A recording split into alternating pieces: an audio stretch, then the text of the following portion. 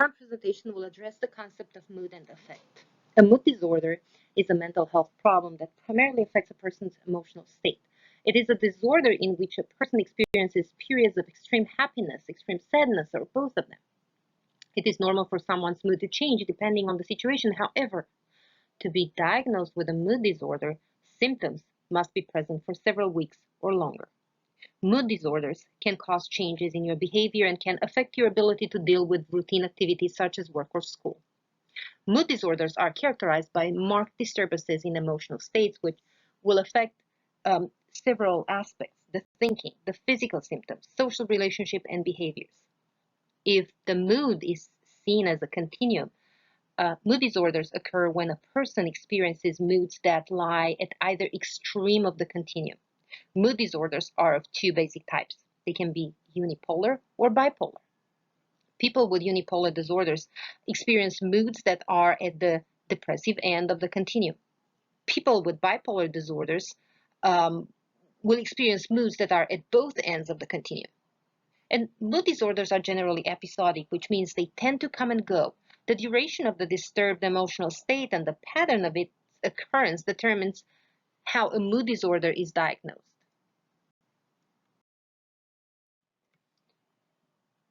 The goals for this concept presentation will include 1. Define and describe the concept. 2. Notice risk factors for mood disturbances. 3. Recognize when an individual is experiencing a mood disturbance. And 4. Provide appropriate nursing and collaborative interventions to minimize the impact of mood spectrum disorders. So, affect is the visible reaction a person displays towards events. Mood is the underlying feeling state. Affect is described by such terms as constricted or normal range or appropriate to context, blunted, flat, or shallow. Constricted affect is seen as a reduction in an individual's expressive range and the intensity of emotional response. A blunted affect, on the other hand, is a lack of affect more severe than restricted or constricted affect, but somehow less severe than the flat or flattened affect. The difference between flat and blunted affect is not very wide. A person with flat affect has no or nearly no emotional expressions. He or she may not react at all to circumstances that usually evoke strong emotions in others. A person with blunted affect, on the other hand, has a significantly reduced intensity in emotional expression. The shallow affect is essentially quite the same as blunted. And mood refers to the feeling tone and is described by such terms as anxious or depressed or dysphoric or euphoric, angry, or irritable. Some important patterns that we need to look for will include incongruent affect, in which the client's expression is of feelings opposite the ones appropriate for the context. We will look for lack of affect, in which emotional subjects are described in a detached manner. And we may look for overreactions, in which a client may display an emotional response that is excessive in relation to the situation.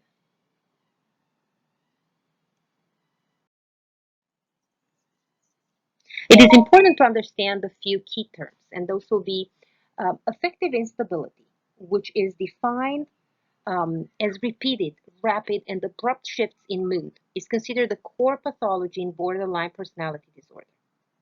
The functional status represents the individual's ability to perform normal daily activities that require to meet the basic needs, fulfill usual roles, and maintain health and well-being.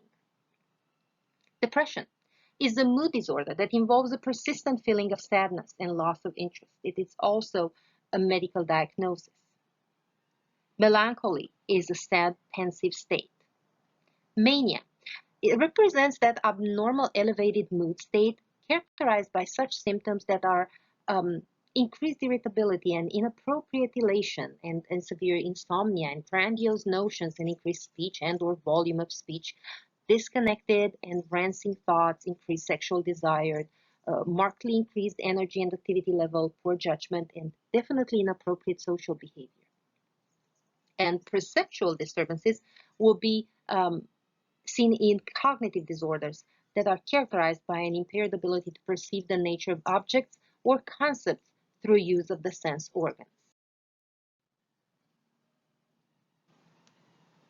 So from the simplest perspective, the scope of mood and affect can be thought of in terms of being low or depressive range, normal range, or an elevated range.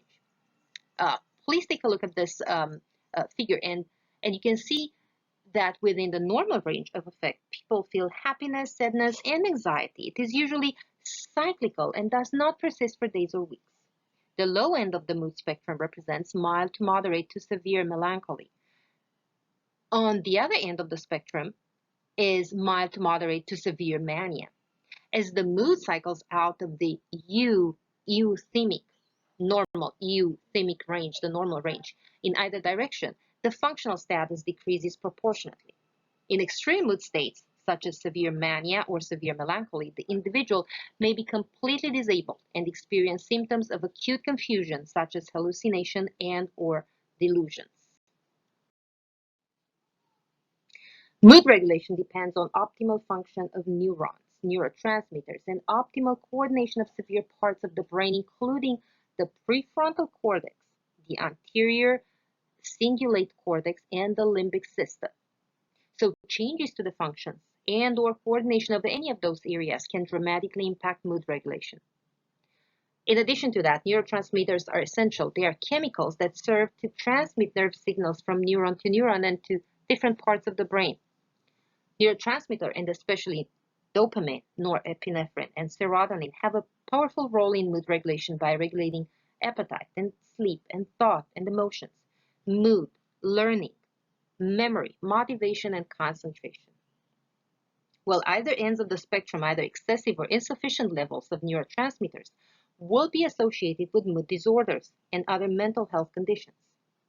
The prefrontal cortex and the anterior cingulate cortex are responsible for judgment, decision-making, problem-solving, feelings, and emotional responses.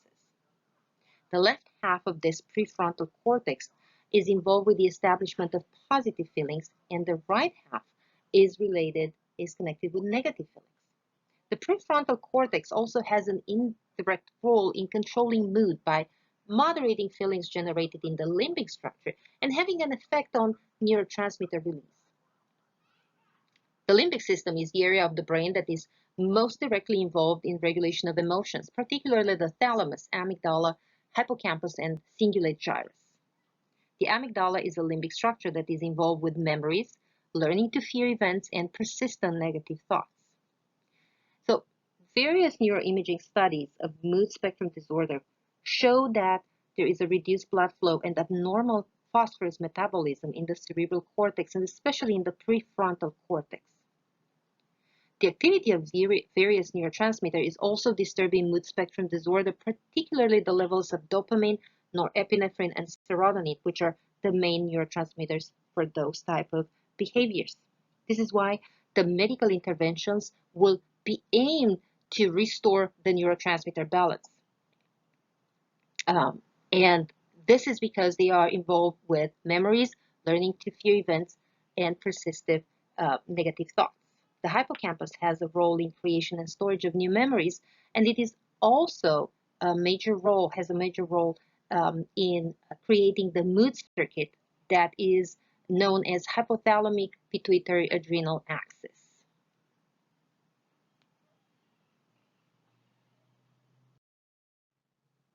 Emotional regulation evolves throughout the life, and it's closely linked with growth and development. So let's start with the beginning. In an infant, the expression of emotions is largely regulated by the degree of physical comfort and by cues from the adults. The emotional understanding emerges in toddlers around that age through language, cognitive, and social development. Emotional regulation is thought to be associated with a child's ability to recognize the emotions of others and to mimic them. They will mimic the behaviors that he or she will observe and or experience. For example, a toddler will attempt to alleviate the distress of another by caressing or hugging. That's what they saw that it's done with them when they're in distress. A preschool uh, child will continue to develop emotional regulation skills, primarily based on observation of their parents or primary caregivers. An internalization of cultural norms regarding how they are expecting to behave when they are feeling a certain way also becomes more developed at this stage. The ability to self-regulate emotions becomes more evident during the middle childhood years. And at this age, the children understand the variety of verbal and both nonverbal responses that are available to express the feelings. School-age children may be more willing to express feeling of sadness or anger toward a parent than toward a peer, and they will develop an understanding of emotional states of others, as well as an understanding of the complexity of the context in which they will occur. Now we're getting to the stage of the adolescents that typically have developed a wide area of skills to regulate their emotions and are highly aware of social circumstances related to emotional regulation. While the adolescents experience more variability in mood states in effect compared to adults.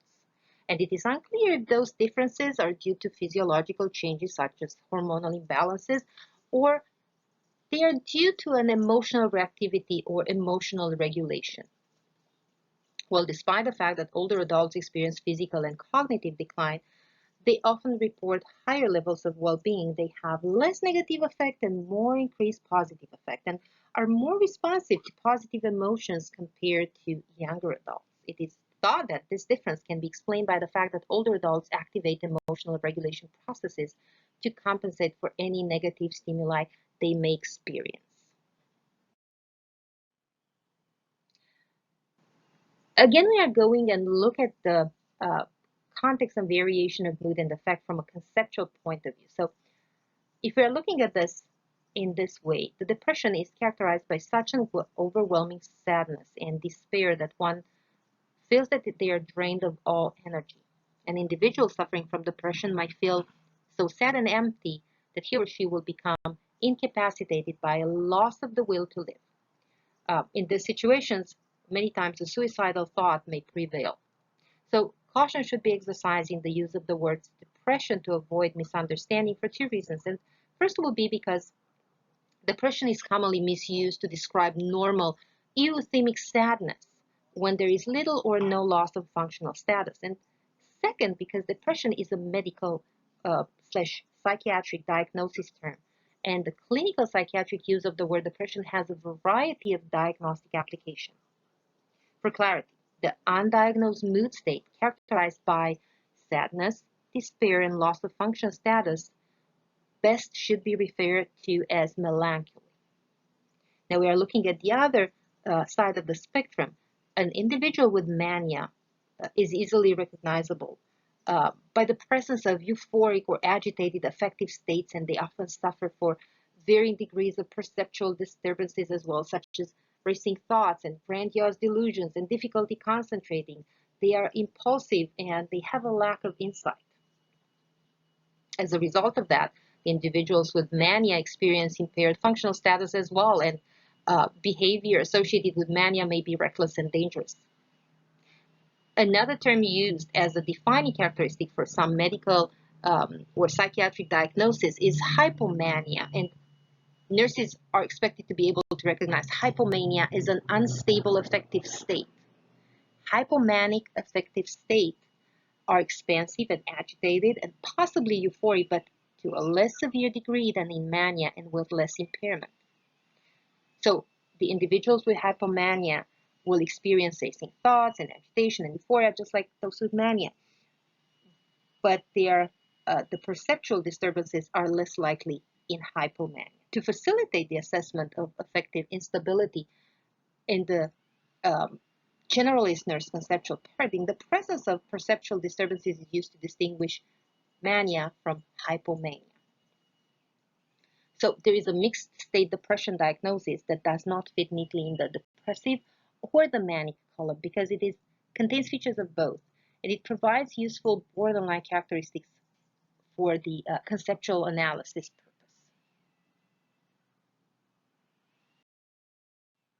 Let's look at the consequences now. So the consequences of mood disturbances are significant from both the physical and the social perspective. So patients with mood spectrum disorders are high users of medical care, and the incidence of mood spectrum disorders is increasing general medical care patients.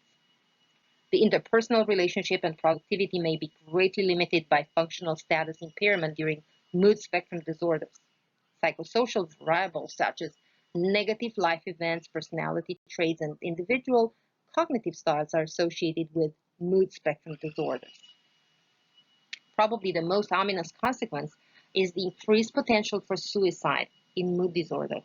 And probably because of the increased level of energy, patients on the manic or hypomanic pole of the spectrum are at a higher risk for suicide than are those with low energy that are at the melancholic pole. Let's describe a few of the risk factors.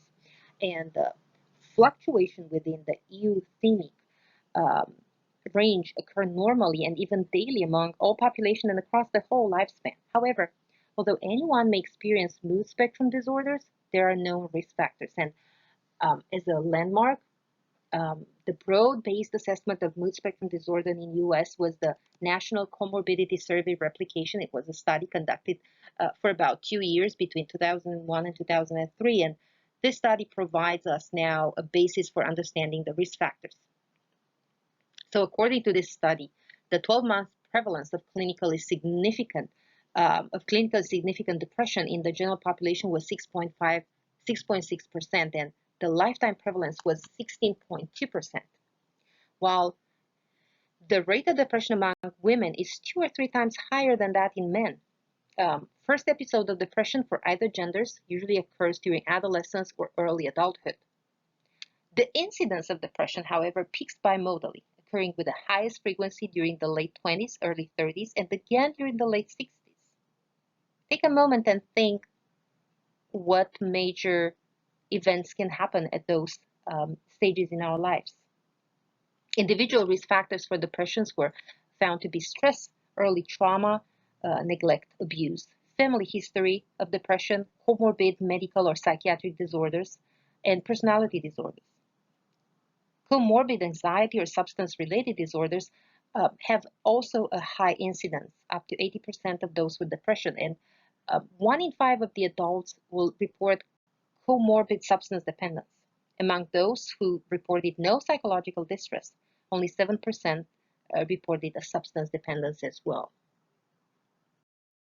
While generalist practice nurses are not qualified to diagnose mood spectrum disorders, they, however, should be able to recognize affective instability as an outward manifestation of a possible mood spectrum disorder. Affective instability may present as any combination of agitation, sadness, elation, or blunting. And sometimes blunting is particularly difficult to recognize because it may not be noticeable immediately. Blunting, in fact, is an absence or diminished presence of any affect, and this should be considered a sign of affective instability. Speech may be monotone during blunting, and responses may be unusually brief. Blunting must not be overlooked because it may mask dangerously unstable affect. The combined interaction between mood, energy, and cognition results in what is called the affect, and therefore, the recognition of affective instability is facilitated by an analysis of mood, and by doing that, we recognize the level of energy and cognition. The defining characteristics for the mood and affect concept during this analysis are derived from the diverse presentation of affective instability that result from the various problematic ways that mood, energy, and cognition will interact. The defining characteristics are persistent mood disturbance, functional impairment, and disturbed vegetative functioning, sleep, appetite, and energy. In order to facilitate assessment, each of these characteristics is discussed individually. The sudden appearance of unexplained euthymia in a person who has shown persistent affective instability may be a very obvious sign of an impending suicidal act. In such cases, the appearance of euthymia results from the relief of making the decision to commit suicide. The decision may be accompanied by gift-giving and acts of farewell. Well, not all suicides are predictable, especially impulsive suicide, but nurses who include assessment strategy discussed in this section will be more effective at recognizing possible mood spectrum disorder and initiating immediate interventions while referring such patients to collaborative care. Other strategies will include noting suicidal situations such as a loss. A loss may include the death of a loved one, and don't forget to include in this the pets. separation, illness, employment status, and self-esteem. Behavioral signs may warn of suicidal ideation, including writing or creating art about death, giving away prized possessions, and joking about death, dying, suicide, or just leaving.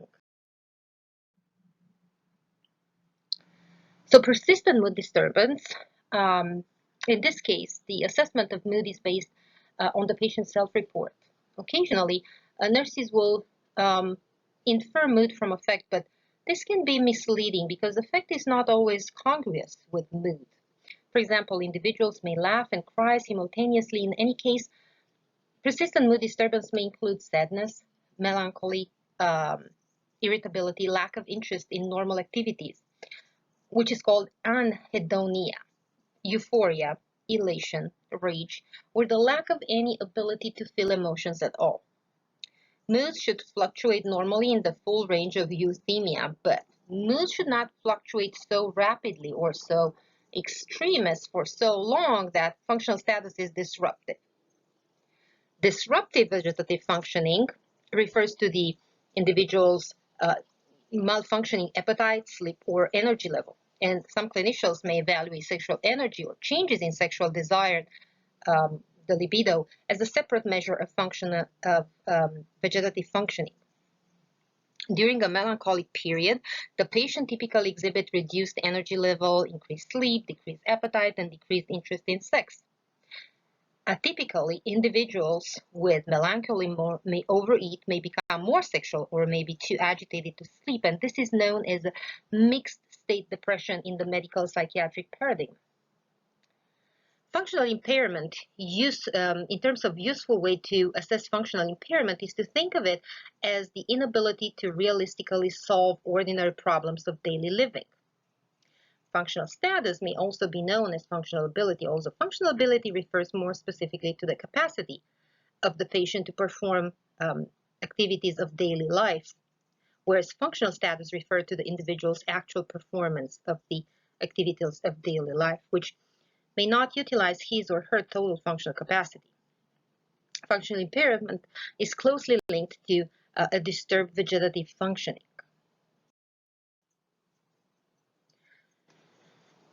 How do we diagnose mood disorders? So we use both physical examinations and mental health evaluation. A physician will perform a physical exam to rule out any underlying medical conditions that may be a cause for an effect on mood, such as thyroid disorders or vitamin deficiencies. Once those are ruled out, the mental health provider may perform a series of assessments to determine mood stability and mental health and to determine a course of treatment. Many individuals are reluctant to seek help for mood disorders due to the social stigma associated with them. Because of this, many go undiagnosed, and approximately only 20% of those diagnosed will actually receive treatment. In the same way that a nurse should generally be aware of any patient's pulse rate and character, respiratory rate and character, blood pressure, temperature, and pain, the nurse should also know the following elements of mental status assessment: the general appearance of the patient, the motor activity level, mood, affect, speech, and alertness and orientation of the same patient. The assessment and continuous monitoring of mental status enables the nurse to accurately assess the cognitive status and the functional status as well. Instruments such as the mini mental state exam and the NISHAM confusion scale and the confusion assessment method all are instruments that allow the nurse to quantifiably measure mental status for particular situations, such as monitoring changes during or between shifts, changes day to day, or over a long term. However, um, although those instruments can be very useful, they are not replacement for continuous monitoring and documentation of the patient's mental status that makes it, in fact, a sixth vital. We are moving now into the clinical management, and we are looking at the primary prevention. The prevention of an individual's first episode of depression is by far a greater study among investigators concerned with mood disorders. Not only that is the first episode devastating for individuals and for those around them, but is also a major burden on the healthcare system and on the society. There has been a lot of research on this area, and unfortunately, there are no current primary prevention measures. Instead, the prevention that is focused on eliminating some of the individual risk factors, such as poverty, racism, violence, and stress. In the secondary prevention, which is the screening, the recognition of a mood disorder allows for an early treatment, obviously, and early intervention will help to reduce any type of negative complications resulting from mood disorders. Therefore, routine screening is recommended for everyone at the primary care level with appropriate referral made to specialists if needed. The following two questions may be as effective as longer screening measures, and the first one will be, over the past few weeks, have you ever felt down, depressed, or hopeless? And the second one will be, have you felt little interest or pleasure in doing things? Now we are at a point in our lecture that will make um, this discussion of being a little bit more interactive. And what you will need to do for this slide is to be able to answer the following questions. And they are all related to the collaborative care of the mood and affect disorders. First question will be, which antidepressants are considered the first line choice and why? 2. How long does it take for antidepressants to become effective? 3. Why are TCAs never the first line choice? 4. What happens when a person taking MAOIs ingests foods containing theremin? And which foods need to be avoided when taking MAOIs? 5. What are signs and symptoms of serotonin toxicity? 6. Discuss the importance of teaching patients taking antidepressants to never stop taking the medication abruptly. 7. Which medications are classified as mood stabilizer? 8. Explain that kidneys and thyroid function should be established before initiating lithium therapy. 8. What are signs and symptoms of lithium toxicity? Early signs versus severe. 9. What happens during brain stimulation therapy? 10. What are common side effects of brain stimulation therapy? 11. What is the nurse's role in brain stimulation therapy? 12. What is appropriate management of emergent situations? 13. Discuss the importance of directly asking patients about thoughts of suicide. 14. Explain how sudden unexplained euthymia in a person with persistent affective instability may be an obvious sign of an impending suicidal act. The last one. What are behavioral signs associated with suicidal ideation?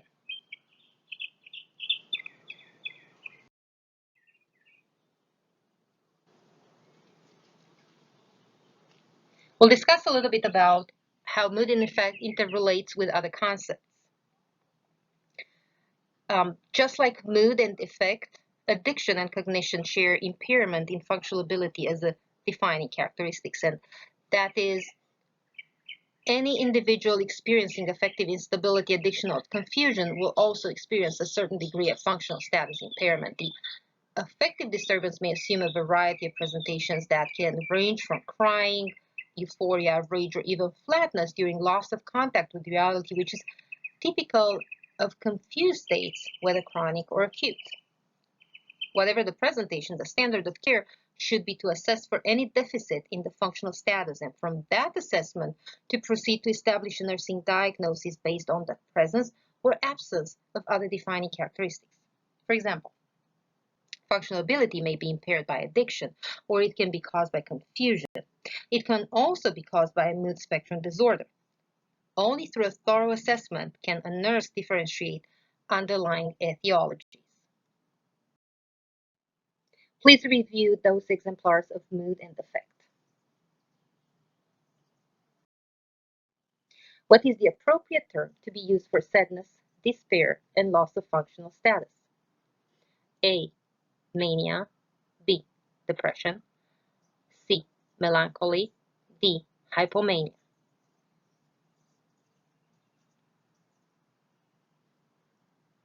The correct answer is melancholy, the undiagnosed mood state that is characterized by sadness, despair, and loss of functional status should be referred as melancholy. Only when it will be diagnosed by a physician, the name will be changed to depression.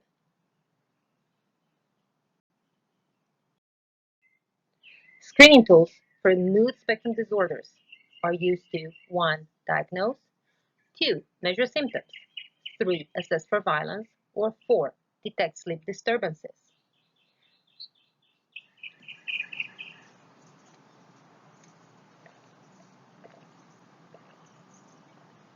Correct answer is measure symptoms.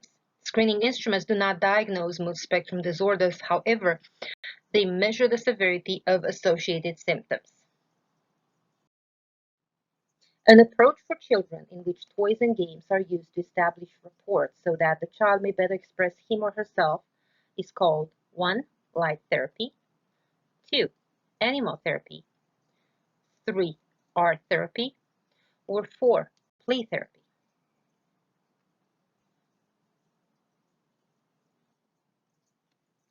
Correct answer is play therapy.